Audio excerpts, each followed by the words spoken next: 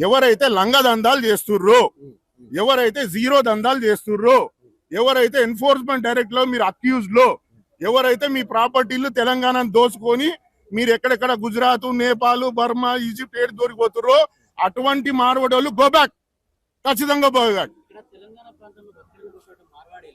తెలంగాణ ప్రాంత వాసులు తిడుతున్నారు 2000 వస్తే తాయి పంటలు మీరు పొద్దులేసి పనిచేస్తామని చెప్పేసి అట్లాంటి వాళ్ళపైన ఒక్కరిపైన కూడా కేసులు కాకుండా ప్రశ్నించే వాళ్ళపైన కేసులు తెలంగాణ ప్రాంతంలో అన్న ఇప్పుడు అదే చెప్తున్నా. ఇప్పుడు తెలంగాణలో మన సంస్కృతి సంప్రదాయం ఏంది అంటే ఈ రోజుకి మన తెలంగాణ వచ్చి ఇన్ని సంవత్సరాలు అయినా ఈ రోజుకి ఎన్నడూ ఒక్కరిని ఆంధ్రోడు అని మనం తిట్టుకోలే.